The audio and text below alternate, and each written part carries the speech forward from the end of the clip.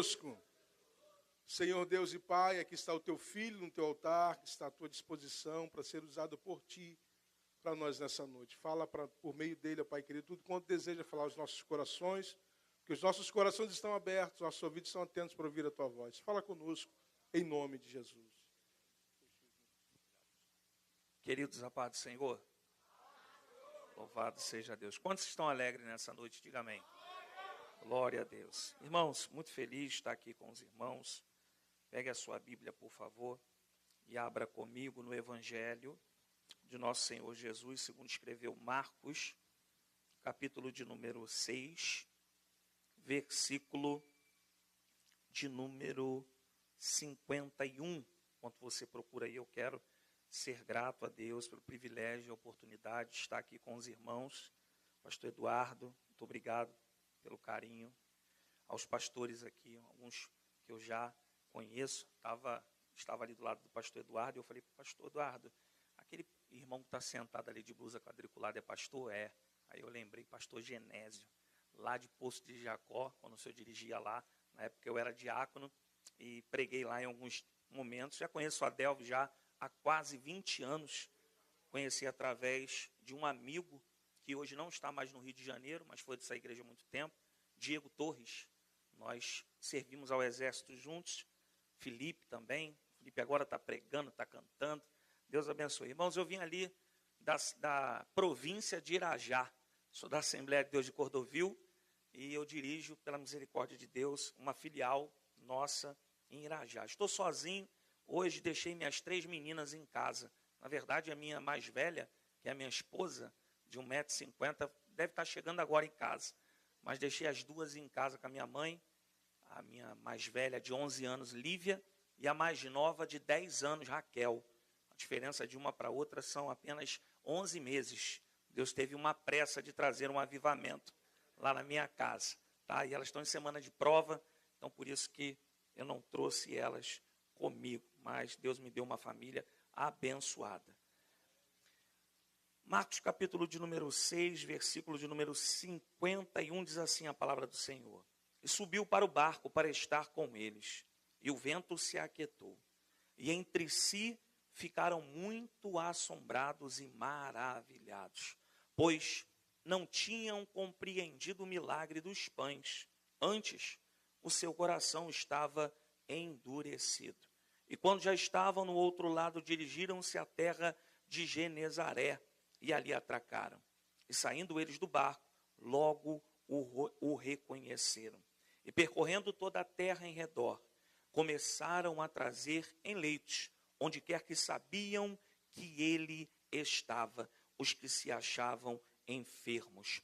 E onde quer que entrava, ou em cidade, ou em aldeias, ou no campo, apresentavam os enfermos nas praças, e rogavam-lhe que os deixasse tocar, ao menos na orla da sua veste, e todos os que lhe tocavam saravam. Você crê nesta noite que esta é a palavra de Deus? Então tome seu assento, em nome de Jesus. Quero também deixar aqui a minha gratidão ao pastor José Carlos, presidente desta igreja. Irmãos, o texto que nós acabamos de falar aqui é um texto muito conhecido. Fiquei muito feliz quando o nosso irmão leu aqui também no evangelho que Marcos escreveu. Talvez no decorrer da mensagem eu fale evangelho de Marcos, mas o evangelho não é de Marcos. Nós sabemos muito bem disso, essa igreja é uma igreja muito bíblica. Os evangelhos são de Jesus, fala da biografia do nosso Senhor Jesus. Mas Deus usou pelo Espírito Santo evangelistas para abordarem acerca do nosso Senhor Jesus. Cada um com uma missão, cada um com uma missão primordial, que é falar a respeito do nosso Senhor, mas uma missão secundária, que são o direcionamento de cada um desses evangelhos. Quando nós falamos sobre Marcos, Marcos é um evangelho que nós começamos a entender que ele tem peculiaridades que os outros evangelhos não têm. Nós sabemos que os 3 primeiros, Mateus, Marcos e Lucas, são os evangelhos que nós conhecemos como evangelhos sinóticos. E o João, que já é um evangelho totalmente voltado a transparecer e evidenciar tanto o Cristo, o Filho de Deus, como o Senhor e tanto Deus que enviou o seu Filho com essa missão, e transparecer o amor do nosso Senhor sobre a terra. Mas falando sobre o Evangelho de Marcos, isso é sempre algo que eu pratico lá na igreja, quando nós somos perguntados por algum irmão, alguma irmã, seja novo convertido, seja crente há muitos anos, que diz assim: como eu conheço Jesus?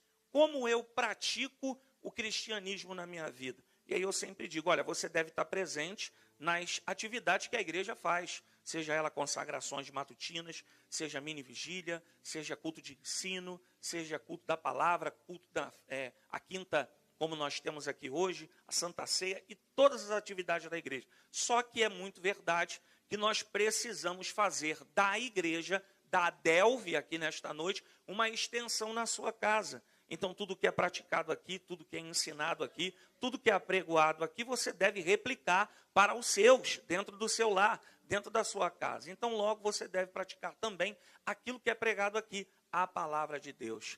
Então, eu sempre oriento que uma pessoa que quer conhecer mais sobre Jesus não tem textos melhores que falar ou aprender sobre o nosso Senhor, que não são os evangelhos, porque são nos evangelhos que nós vamos ver a respeito do nosso Senhor. Quando nós olhamos para o evangelho de Marcos, e eu disse aqui, nós temos algumas peculiaridades. A primeira delas é que, diferente de Mateus e Lucas, Marcos ele não apresenta um evangelho com Jesus sendo evidenciado pela sua árvore genealógica. Marcos ele não perde tempo, se podemos dizer assim, explicando de onde Jesus vem. Se você observar o evangelho que Marcos escreve, Marcos ele se preocupa em uma única coisa, a não ser a genealogia. Nos 16 capítulos do evangelho que Marcos escreve, você vai perceber que Marcos ele tem por tendência mostrar um Jesus que faz, mostrar um Jesus que cura, mostrar um Jesus que liberta, mostrar um Jesus que salva, porque a finalidade de Marcos não é mostrar de onde Jesus vem, mas o que Jesus pode fazer. Marcos ele se preocupa em mostrar que quando ele chega, alguma coisa vai acontecer. Onde ele está presente, o ambiente precisa mudar, porque ele veio com a missão dos céus de fazer sobre a humanidade. Uma outra coisa muito importante também, o evangelho que Marcos escreveu é o único dos 4 que é cronológico. Então, se você quiser entender o espaço do nosso Senhor Jesus, leia o evangelho que Marcos escreve, porque os 16 capítulos nós vamos ver sendo anunciado a vinda do Messias, sendo o nascimento do Messias, a profecia que Maria agarrou e recebeu, a liberação de Deus sobre a terra do caminho, os 30 anos de ausência de Jesus, como o Senhor, uma pequena evidência de uma criança que se perde, ou os pais perdem ela no templo, e ainda é uma criança, mas quando seus pais se lembram dela e voltam para buscar Jesus, a sua mãe e o seu pai, com muita preocupação, chegam até Jesus e acham ele, porque perderam ele, porque se perderam no meio daquela festa. Mas Jesus dá a primeira evidência que ele não é uma criança normal. Porque quando seus pais falam com ele, ele diz: vocês se perderam, mas eu não me perdi. Eu estou aqui fazendo aquilo que meu pai me chamou. Eu estou fazendo aquilo que o meu pai me enviou. Uma outra coisa muito importante também é que o evangelho que Marcos escreve é conhecido como o evangelho da pedagogia.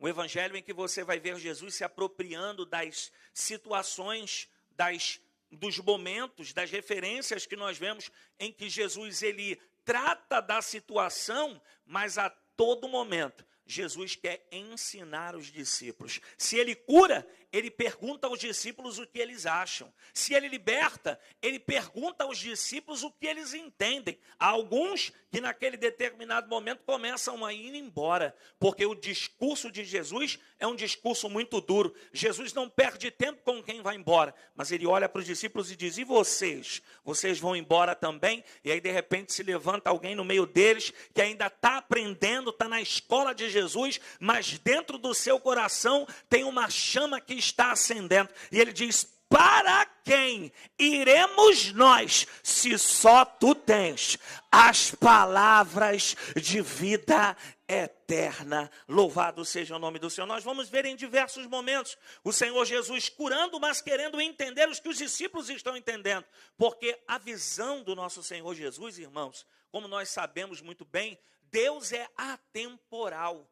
Deus está acima do passado, acima do presente, acima do futuro. Então a tendência de Deus sobre nós é fazermos esquecermos do passado e vivermos no presente como se já desfrutássemos do futuro. Então é por isso que Deus, durante todo o deserto, ele disse para Moisés: fique firme, porque esse deserto vai passar e Canaã é logo ali. Fique firme, porque vocês não são mais do Egito e Canaã é dado a vocês por herança.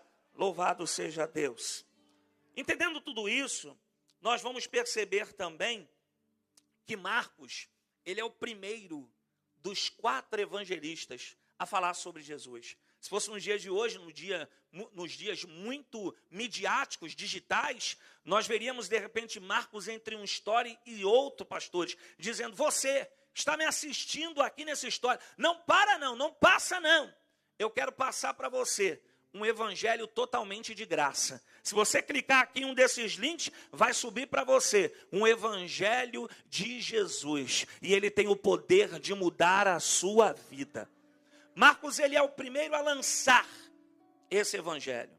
Se você perceber, existe algumas outras referências que são mencionadas pelos outros evangelistas. Então nós podemos entender que Marcos, sendo o precursor, todos aqueles que foram falar a respeito de Jesus precisam dar uma olhada naquilo que Marcos replicou, naquilo que Marcos escreveu. Só que quando nós chegamos aqui, começamos a perceber todos esses apetrechos que esse evangelho tem, nós começamos a entender que Marcos, ele é alguém minucioso com as palavras. Marcos, ele, como eu disse aqui, ele escreve sobre um Cristo que faz.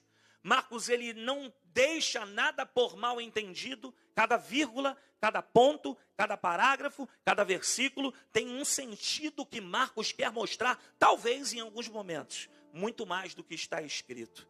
Marcos é alguém que conta de uma forma tão detalhada que, se houvesse só o evangelho que Marcos escreveu, nós entenderíamos claramente o propósito do Filho de Deus na terra. Só que tem algo que você sabe que, particularmente, meus irmãos, me constrange. Marcos é o primeiro a escrever. Marcos tem muitas evidências que tornam esse evangelho muito especial. Mas Marcos, ele escreve, pastores, que Jesus cura, pastor Eduardo. Mas Marcos nunca viu Jesus curando. Marcos escreve que Jesus liberta e evidencia isso. Mas Marcos não teve oportunidade de ver o nosso Senhor Jesus caminhando na terra. Porque quando nós aplicamos esse texto ao entendimento de tempo, nós vamos perceber que o jovem Marcos, que não vai na viagem primeiramente com Paulo, não é o Marcos que muitos dizem que é aquele menino envolto no lençol. Não, não. Este Marcos aqui está pregando sobre um Cristo, está marcando a sua história, sendo o primeiro homem a falar do Cristo que ele não viu, mas creu. Que ele não viu com seus olhos, mas viu através dos olhos da fé. Marcos nos ensina que para vivermos momentos e situações e coisas extraordinárias na tua vida e na minha, nós não precisamos ver, nós só precisamos crer. Louvado seja o nome do Senhor. Marcos nos ensina que viver uma vida de milagres não está condicionado ao que eu vejo, mas ao que eu creio. Oh, louvado seja o nome do Senhor. Eu quero começar pregando aqui nesta noite para você, para lhe dizer, o segredo da vida de Marcos em escrever esse evangelho foi se apropriar de pessoas que mudaram o quadro da sua vida. Porque, como eu disse aqui, Marcos ele não andou, Marcos ele não viu, mas Marcos andou com quem andou. Marcos se relacionou com quem teve intimidade. Marcos andou com o homem, com a maior história de superação no Novo Testamento, o Pedro, que antes era Simão, filho de Barjonas, o famoso, mas depois da cruz se transformou em Petros, fragmentos de pedra. Marcos, ele se apropriou de uma amizade, de alguém que ama Jesus ao ponto de participar a Marcos todas as evidências que ele viu. E esta é a coisa mais linda do Evangelho, porque quando nós olhamos a carta de Paulo aos Romanos, nós vamos perceber que esta carta não foi feita somente por um homem. A Bíblia diz que Paulo, ele cantou, ele disse, ele ditou, Tércio escreveu, e uma mulher chamada Febe teve coragem de botar os pergaminhos debaixo dos ombros, debaixo dos braços, ir até a base do inimigo em Roma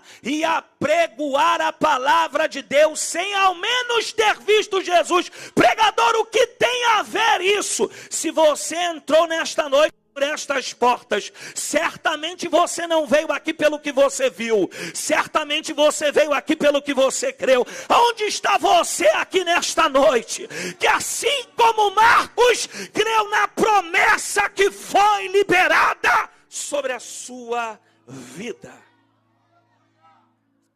Eu precisava dizer isso aqui, porque quando nós olhamos para esse texto de Marcos capítulo 6, do versículo 45 ao versículo 56, existe um versículo aqui, Adelve, que não compactua com a cronologia do que está acontecendo. Se você olhar o versículo 52, do capítulo de número 6, Marcos ele para uma embarcação, Marcos ele para um momento, Marcos ele para uma narrativa para dizer que o que está acontecendo não está acontecendo pelo que foi feito agora. Mas o que está acontecendo é porque ficou algo mal resolvido lá atrás. E por ficar mal resolvido lá atrás, esta etapa não pode ser vencida. E isso também é uma grande verdade na nossa vida.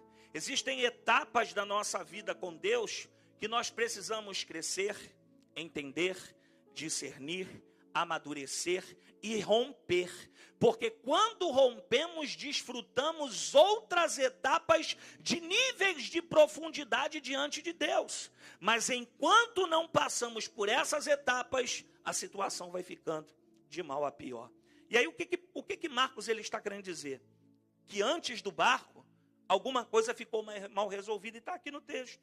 É só você ver o contexto do capítulo 6. A Bíblia diz que João Batista acabou de morrer. Jesus envia os discípulos. Eles vão pregar, vão evangelizar, ficam felizes pelo retorno. Eles retornam para Jesus. A Bíblia diz, a partir do verso 30 do capítulo 6, que Jesus, observando que eles estão vazios, Jesus diz, olha, calma aí, não dá para vocês irem servir a outras pessoas se vocês não têm para vocês. Então, senta todo mundo aqui, vamos se reunir. E Jesus atravessa, pastor, o outro lado do barco junto com os discípulos. E ele vai se reunir, uma conversa, uma reunião com os discípulos. De repente, o texto diz que a multidão observou de longe. É Jesus que está no meio daquele barco. Não me pergunte como, está no texto. O barco atravessou o mar para o outro lado. E quando Jesus pisou na terra, a multidão que estava aqui já tinha chego lá. Porque essa multidão nos ensina algumas coisas. A primeira delas é que essa multidão ela não coloca e não mede esforços para estar no lugar aonde Jesus está. Existe uma época, e eu me converti no ano de 2004, em que chegar na hora da palavra, vindo direto do trabalho ou da faculdade, já era vitória. Chegar muitas vezes quando o pastor estava impetrando a bênção apostólica, para quem manifestava a fé, já era suficiente. Então essa multidão nos ensina, aonde Jesus está, eu quero estar também. Eu não quero olhar para os contras, eu só quero olhar pelo que Ele pode me dar. Não importa como eu cheguei, importa como você vai sair daqui. Alabadará. E aí, de repente, Jesus começa a explicar, e a Bíblia diz que Jesus olha para essa multidão, não é com pena, mas é com compaixão, é totalmente diferente. Porque quem olha com compaixão tem o desejo de orientar e a capacidade de orientar quem precisa ser orientado. E aí o interessante é que Jesus começa a falar, começa a ensinar. E aqui se depara um momento da vida dos discípulos, que acontece na minha e na sua vida. De repente Jesus está ensinando, e um dos discípulos se aproxima de Jesus e diz: mestre, é melhor o senhor parar o ensino agora. Porque tem 3 situações que são impossíveis de serem resolvidas: o lugar, o tempo e o recurso.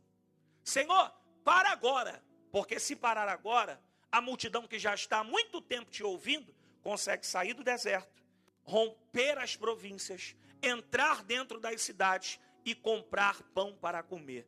Vale a pena também lembrar que aqui não é um deserto que nós lembramos do deserto de apenas terra, porque Jesus mandou eles sentarem sobre a relva. Então se sentaram sobre a relva, que é a grama. Não é um deserto somente que não tem nada, é um ambiente que não tem moradia. Jesus queria aquele momento de intimidade com os discípulos e acabou que a multidão chegou lá também.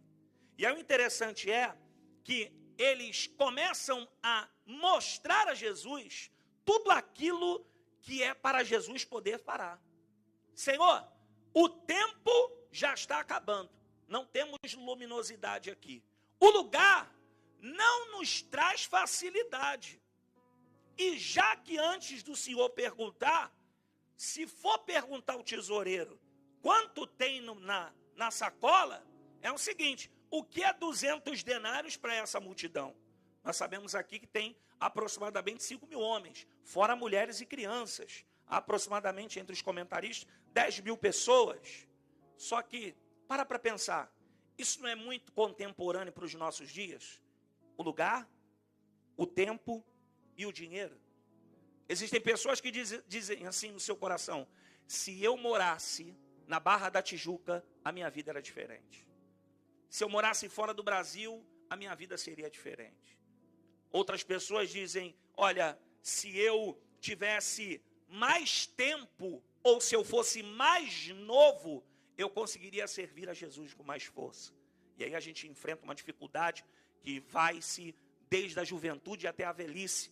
Muitos jovens, eles querem estudar, e isso é muito bom. Eu fui presidente de adolescentes durante 4 anos, trabalhei com jovens durante muitos anos, e a desculpa do jovem é: sou novo, preciso estudar, preciso fazer faculdade. Faça, seja alguém na vida, faça concurso público, siga a carreira militar. Mas eu sou novo, não posso fazer a obra porque eu preciso estudar. Estou namorando e o namoro é um preparo para o casamento, não posso fazer a obra agora porque eu preciso dar atenção ao estudo e ao meu namoro. Estou noivo, estou perto de casar, estou estudando, trabalhando e projetando o casamento. Depois que casa, olha, eu preciso de 1 ano, 2 anos, 3 anos, 4 anos sabático, porque eu acabei de casar, o meu casamento vai acabar sofrendo por conta da obra. Eu tive um filho agora e eu preciso dar atenção. Irmãos, isso é desculpa, porque Deus, ele não precisa que alguém receba tempo para descanso se Jesus está voltando para agora. Então agora é o tempo de gastarmos o tempo que nos resta, porque enquanto o noivo não chega, é tempo suficiente de ganharmos mais tempo diante dos céus. Há pessoas que dizem: se eu tivesse mais dinheiro, eu seria abençoador da obra de Deus. Irmãos, então nós precisaríamos rasgar o texto que diz que aquele que é fiel no pouco, sobre o muito será colocado. Existem pessoas que nunca receberão muito, porque não são fiéis no pouco. Então isso é desculpa, e com muito respeito, desculpas que nós damos a Deus, para nós não estarmos no lugar que Ele quer que nós estejamos. Uma outra coisa muito importante sobre o lugar, sobre o tempo e sobre o recurso, é a vida do nosso irmão Abraão. Porque se você parar para pensar, a vida de Abraão é uma vida que está pautada em colocar o pé e Deus colocar o chão. Colocar o pé e Deus colocar o chão. Abraão, em certo momento, enriquece. Tem muito dinheiro. E o seu sobrinho Ló, os seus pastores têm um problema. E Abraão, que é alguém que não está preso ao tempo, muito menos ao lugar e ao dinheiro, chama Ló e diz para Ló: se tu for para a direita, eu vou para a esquerda. Se tu for para a esquerda, eu vou para a direita. Ló, que é alguém que só enxerga com os olhos, olha para a Campina do Jordão, vê as azeitonas gigantes, vê tudo que o local, o lugar promove para a sua vida. Então, na mente de Ló, é impossível dar errado num lugar que tem tudo. A Bíblia diz que Abraão foi para o deserto, e no deserto ele prosperou, porque Abraão não está preso ao lugar, Abraão não se preocupa para onde ele vai, mas Abraão se preocupa em levar Deus para o lugar em que ele vai. Faça prova disso a partir desta noite. Comece a colocar Deus nos teus negócios, comece a colocar Deus na tua casa, comece a colocar Deus na tua família, comece a colocar Deus no ambiente em que você vive, e o Deus que te chamou nesta noite irá projetar você a viver algo extraordinário. Será que tem alguém que crê aqui nesta noite? Será que tem alguém que decide e declara: eu entendo que aonde eu estou, Deus está comigo? Bem, resumindo aqui, o menino que é apresentado, João ele também vai dizer isso, em João capítulo 6, versículo 9, é um menino que não tem o seu nome mencionado. O que ele tem são 5 pães e 2 peixes. João diz em João capítulo 5, 9, que são 5 pães de cevada e 2 peixinhos. E a expressão peixinhos aqui é literal, é para mostrar que os peixes são pequenos mesmo. Então olha o cenário, e eu disse que o evangelho que Marcos escreve é o evangelho da pedagogia. Olha o cenário, a multidão observando, Jesus pregando, ele para, e agora ele pergunta, vê se tem alguém aí que tem alguma coisa. De repente a multidão vai abrindo. Um menino que não tem nome, o nome aqui não é mencionado, porque é uma cultura dos judeus. Aqui é um jovem, aproximadamente perto da maioridade, então não tem o seu nome mencionado.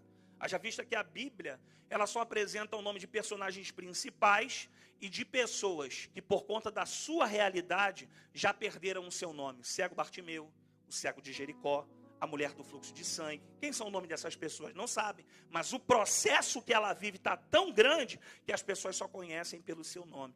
E aí o interessante é que esse menino vem. E esse menino vem trazendo uma resposta para todos os discípulos e a multidão. Ele não tem nome, mas se colocou à disposição de servir. Ele tem pouco, mas o pouco que ele tem, ele coloca nas mãos de Jesus. Escute isso.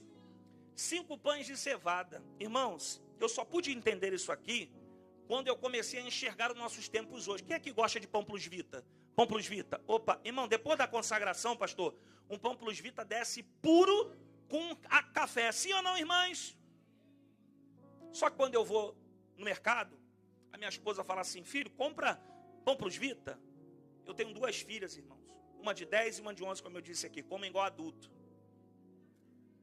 E aí quando eu chego no mercado, eu não sei o que é isso. Eu não sei se é proposital, eu não sei. Mas você chega na parte dos pães, pão plus vita. Eu não sei aqui no Lins, mas lá em Irajá, 7,99. E aí eu olho aquela placa gigantesca, amarela, com cores vermelhas, escrito: pão de forma da marca do mercado, 3,99. Aí eu penso, eu sou abduzido para cá, e eu penso, vou comprar 2, porque é o valor de 1, elas comem, eu fico uma semana pelo menos com pão lá em casa. Só que eu não sei na tua casa. Na minha, o pão plus vita acaba em 2 dias. O pão de forma da marca do mercado, 3 dias fica duro, 4 fica verde, eu corto as berolas para as crianças não ver. Eu estou mentindo ou tem alguém que já viu isso aí? Sabe qual é a diferença de um pão para o outro? É porque tem mais trigo, tem mais investimento. Então, se tem mais investimento, o preço é maior. Então, esse menino, ele não tem nome, o pão é de cevada, segunda categoria, porque o pão top da época é de trigo.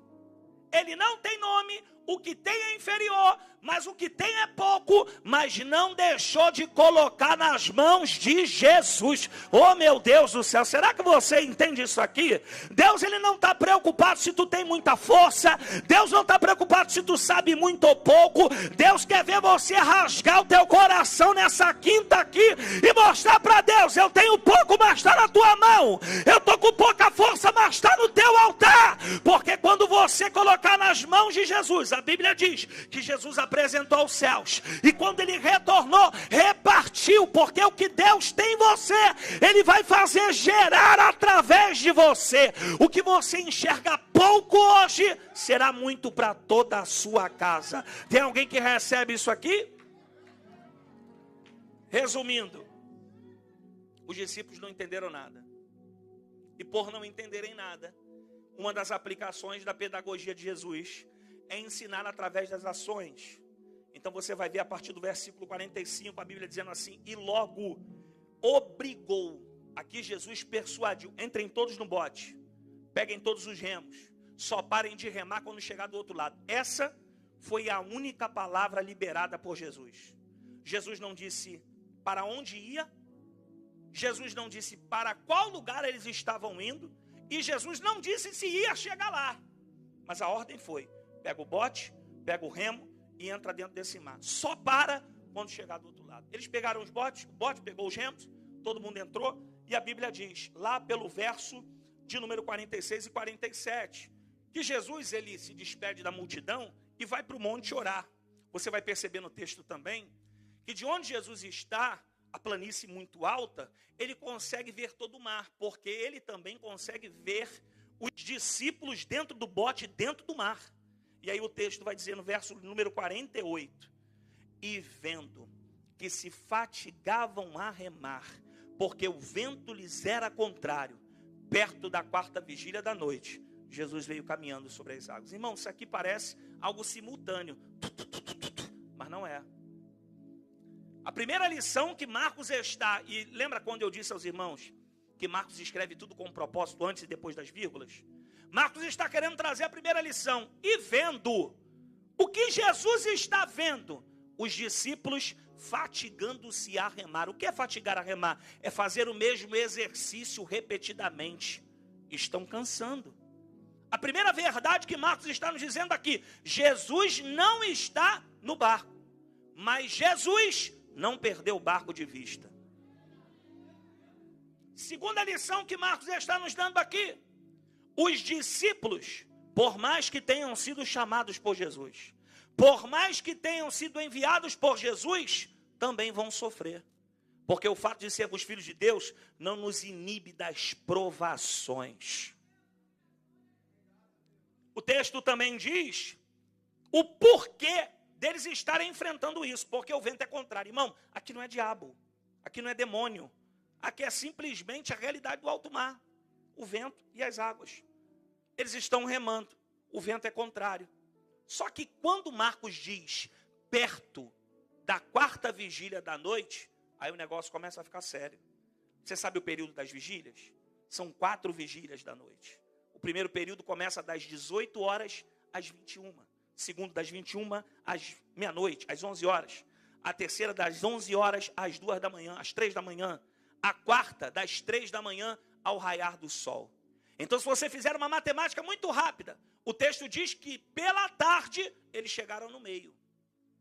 Se chegaram no meio e depois estão enfrentando tudo isso, Marcos está dizendo para nós que esses homens que receberam uma palavra só, não sabem para onde vão, não sabem o que esperam. Jesus não está dentro do barco, mas lembra do que eu disse no começo? Eles não precisam ver para crer, mas eles precisam crer para ver. Eles estão remando aproximadamente 8 horas sem sair do lugar. Isso aqui também é muito profundo, porque existem pessoas que nos cercam que são limitadores de milagres. Pessoas que já ouviram a profecia sobre a tua vida, que Deus vai fazer, Deus vai agir, Deus vai salvar. E as pessoas dizem assim: ué, mas Deus não fez ainda não? Deus não salvou esse filho ainda não? Deus não libertou esse marido ainda não? Então por que você continua remando? Parece que quanto mais a gente persevera, parece que quanto mais a gente luta, parece que quanto mais a gente investe, fica pior ainda. E aí eu só pude entender esse texto quando eu percebi que o que motivava os discípulos não era chegar do outro lado, mas era cumprir a palavra que foi liberada. Eles estavam no meio daquele mar e nos seus corações eles determinaram: nós vamos remar, não conseguimos passar essa onda, não conseguimos vencer esse vento, mas para trás a gente não volta. Ele mandou a gente remar, Ele mandou a gente chegar do outro lado. Então, se eu não vou para frente, eu não volto para trás, porque alguma coisa Ele vai fazer, alguma coisa Ele vai agir. Ei, eu estou pregando para a gente aqui nessa noite, que o Espírito de Deus está dizendo: não pare de remar, eu estou chegando.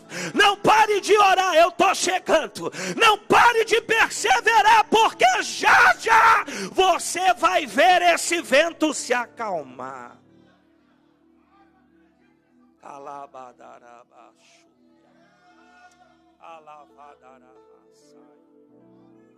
Irmãos, eu tenho falado aqui desde o começo sobre a pedagogia, e uma das virtudes da pedagogia de Jesus é a didática, é aprender ou ensinar através das suas ações. Então você vai ver Marcos mostrando mais uma vez que Jesus está usando a pedagogia da didática, dizendo quem Ele é. Porque Jesus poderia vir, irmãos, num golfinho. Jesus podia vir voando. Jesus podia se teletransportar. Jesus podia vir em outro barco. Mas Jesus vem respondendo os discípulos. Se você olhar o texto, Jesus não deu ordem ao vento, muito menos às águas. Mas olha o que Marcos diz. E de repente, Jesus veio pisando sobre as águas. O que estavam impedindo os discípulos de avançar? As águas. O que estava fazendo quase esse barco virar? As águas. Então Jesus vem trazendo um recado: aquilo que está tentando parar vocês está debaixo dos meus pés. Eu não sei você, mas eu tenho uma cultura de fazer perguntas ao texto. Eu tive a oportunidade de ser formado pelo saudoso pastor Antônio Gilberto. Então o pastor Antônio Gilberto, ele falava assim, eu participei da última turma de pastores do nosso pastor Antônio Gilberto, e ele dizia assim: você precisa conversar com o texto. E eu conversando com o texto, eu falei: Senhor, o que tem de tão especial em Genezaré? Porque, teologicamente, a minha primeira coisa que eu pensei foi: eles precisam ver Jesus curando, para poderem se tornarem apóstolos. Nós vamos ver isso na divisão dos diáconos e na escolha da vaga de Judas. Precisa ser alguém que está desde o começo, precisa ser alguém que viu tudo, precisa ser alguém que tem sentimento com tudo. Você não pode abrir oportunidade para quem chegou agora e não tem de nada. Tem que ser pessoas que já estão ali naquele ambiente. E aí o interessante é que o Senhor me mostrou na sua palavra que o mais importante aqui não era só eles chegarem, mas como eles deveriam chegar. Porque se você ver o versículo 52, a Bíblia diz que após tudo isso, Jesus passa do lado do barco. Não faz nada, pastor Janete. Só bota o pé dentro do barco e tudo se acalma. Eles ficam assustados. E de repente Marcos para a história para dizer: pois não tinham compreendido o milagre dos pães. Por que não compreenderam o milagre? Marcos diz: porque o coração está duro. E quem tem coração duro não consegue entender os processos de Deus. Quem se fecha para Deus não consegue desfrutar o que Deus quer fazer. Então aqui, Deus não envia o diabo, Deus envia um vento. Deus envia as águas. Para pensar. Antes do vento, coração duro. Depois do vento, coração mole. Antes do vento, altivo. Eu mando na minha vida. Pastor nenhum manda em mim. Depois do vento, dependente de Deus. Será que tem alguém nessa noite que pode dizer: eu sou alguém que Deus já me fez vencer os ventos da incredulidade, e hoje eu estou aqui para declarar que esse Deus é o único, que esse Senhor é o Deus da minha vida.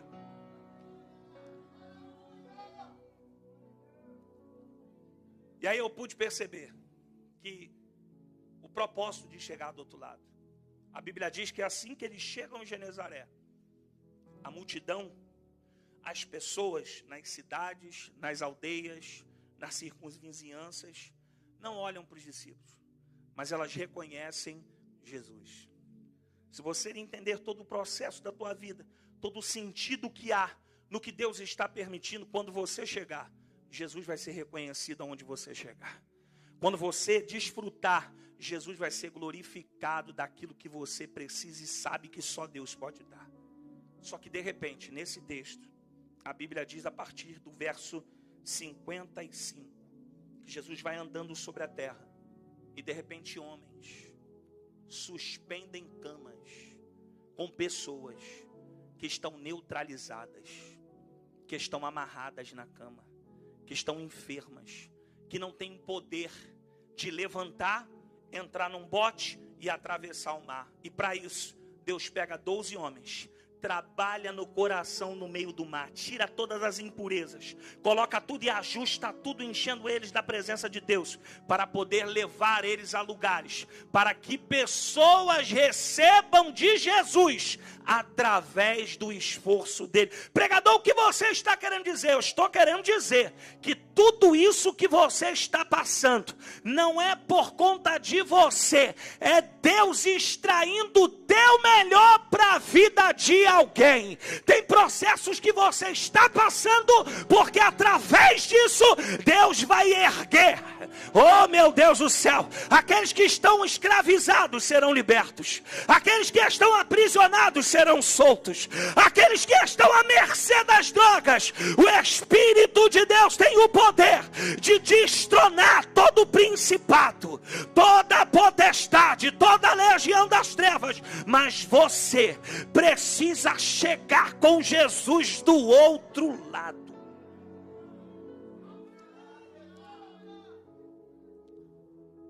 Eu não nasci em berço evangélico, infelizmente. Dos 12 aos 17 anos eu fui usuário de drogas. Usei chá de cogumelo, redutor de carro, que é o famoso tine, e maconha. E um dia minha mãe, católica, tentou de várias formas me ajudar. E eu não conseguia, Era a ovelha negra da família. E um dia minha mãe entrou numa igreja. E recebendo uma palavra de Deus, ela disse para o Senhor: o Senhor disse que ele não vai morrer? O Senhor disse que o Senhor tem uma grande obra na vida dele? Então eu não vou desistir dele. Irmãos, o Monte de Irajá era um fumódromo há muitos anos atrás. Minha mãe ia pelas madrugadas me buscar lá. E aí um dia minha mãe conseguiu, depois de indas e vindas, depois de muitas vezes que marquei e desmarquei, depois de muitas vezes que sumi para não ir no culto, minha mãe conseguiu me colocar dentro de um barco, dentro de uma igreja. Ouvi a palavra de Deus e o pastor parecia que estava falando com a minha vida.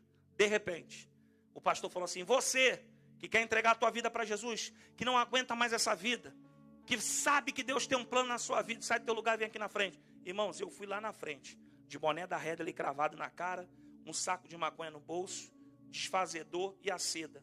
Quando cheguei lá na frente, peguei tudo que estava no meu bolso, coloquei na mão do pastor. Ele, com muita sabedoria, pegou tudo, pastor, e colocou dentro do bolso. E quando ele colocou dentro do bolso, ele liberou uma palavra sobre mim. Ele disse: a partir de hoje, você nunca mais vai fazer o que você fazia. Irmãos, eu não sei, mas eu agarrei aquela palavra, voltei para casa, continuei 2 meses frequentando os mesmos bailes, os mesmos lugares, as mesmas rodas de amigo, mas não usava mais nenhum tipo de droga. Foi quando eu caí em si e disse: meu Deus, aqui não é mais o meu lugar. Os anos se passaram e hoje eu estou aqui para te dizer qual é o segredo disso tudo. Grave isso no seu coração. Palavras proféticas são maiores e mais poderosas do que palavras contrárias. A pessoa que você quer que seja liberta pode não estar aqui, mas se você agarrar essa palavra e dizer: ele não crê, mas eu creio, ele não pode, mas o Senhor pode, Deus tem o poder poder de, enquanto estamos aqui, Ele visitar as encruzilhadas, calabadarabácia, Ele visitar os teus filhos, a tua parentela, aqueles que já receberam sentença de morte. Mas a palavra de Deus diz que se pois o Filho do Homem vos libertar, verdadeiramente sereis livre. Onde está você aqui nessa noite, que crê que a palavra de Deus é mais poderosa do que palavras proféticas, palavras contrárias? Fique de pé em nome de Jesus. Eu posso orar, pastor? Fique de pé, com muito respeito, eu não sei o tamanho da sua necessidade. 20 anos se passaram, eu estou na presença de Deus, mas a minha mãe se desviou. Meu pai não era crente, proibia a gente de ir para a igreja.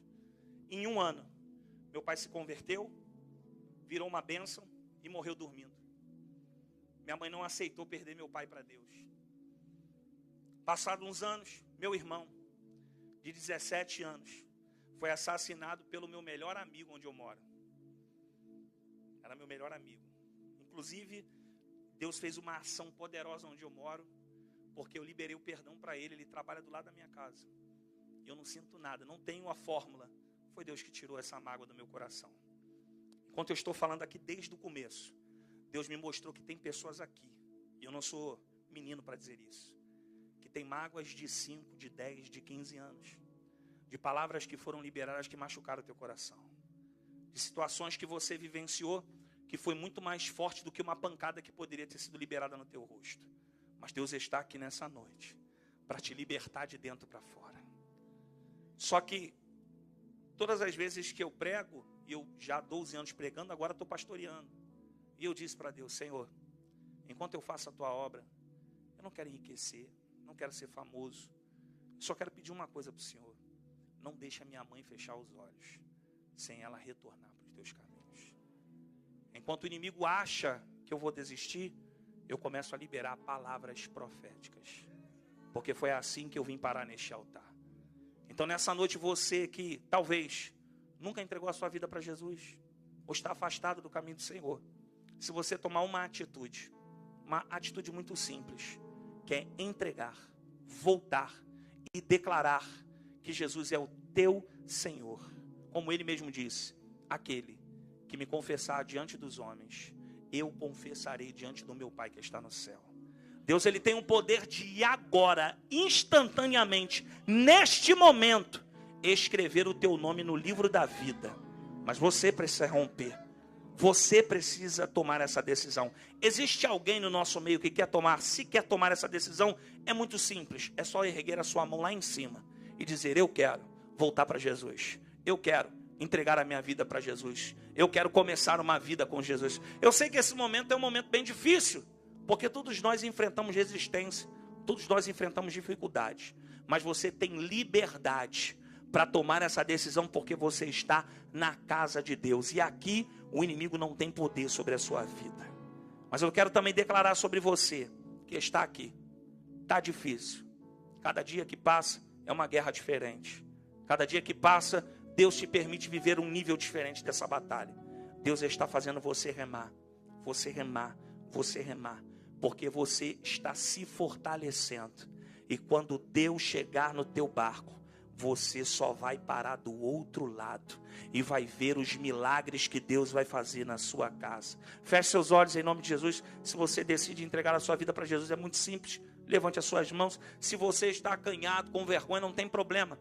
Procure um dos pastores até o final do culto e entregue a sua vida. Mas não saia daqui sem tomar uma decisão como essa. Senhor, nosso Deus e Pai, a tua palavra foi pregada e aqui está a tua igreja, Senhor. Eu te apresento a cada um dos teus filhos nas tuas mãos e peço a ti, Senhor,